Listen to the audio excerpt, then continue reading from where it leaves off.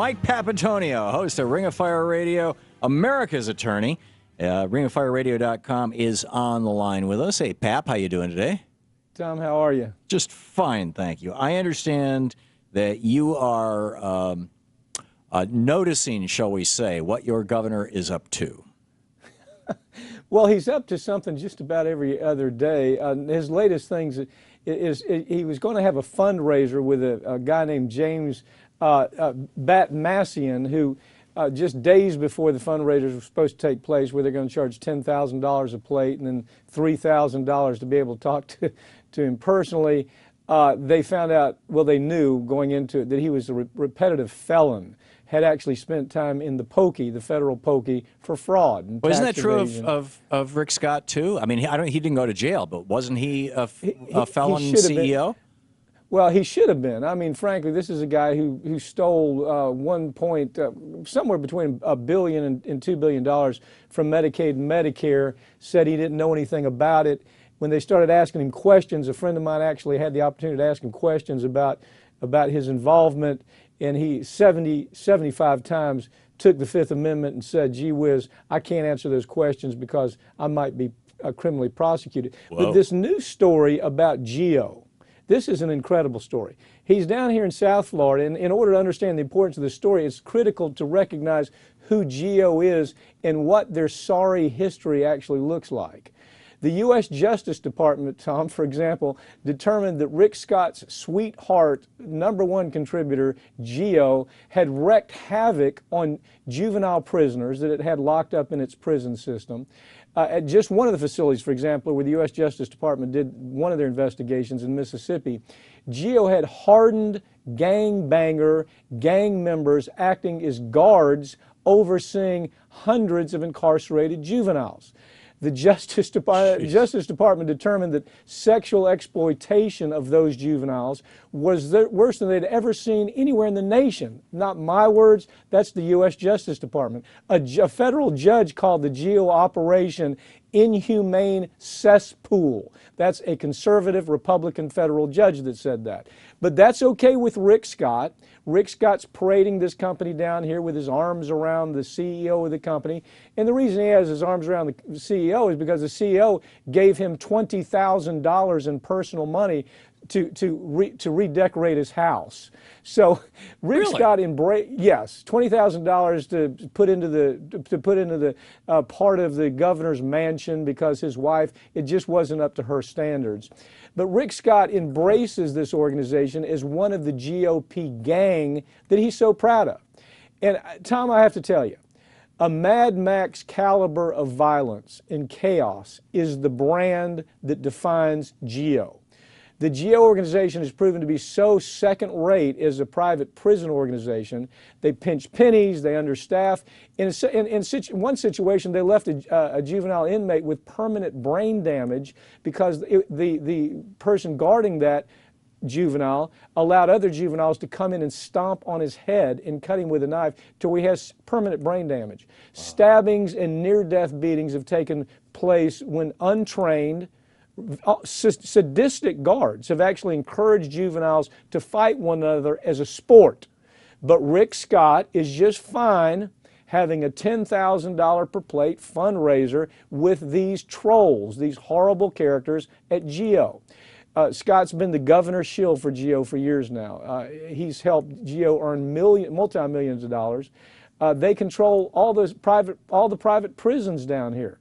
And he's actually described these thugs as bold, innovative, cost-saving private prison types who, in his words, are an example of the American dream.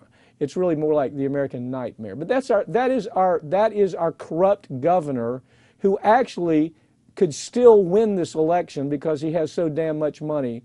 And he's outnumbering the dollars Charlie like 50 to 1. Yeah, and according to the Vallejo decision back in '76, he can spend all the money he wants as long as it's his money. Yes, personal money and other. Yeah, which is mind-boggling. Another gift to us from Lewis Powell. I understand that Geo Group, in many cases, particularly with I read this in the context of a story and I think it might have been actually it might have been CCA, the other big prison company, Correction Corporations of America, that they were running a bunch of the private prisons down on the border where they're holding detainees, and they have a contract with the government that requires the government to provide them 90% capacity or pay for it anyway. Does Geo Group do that in Florida too?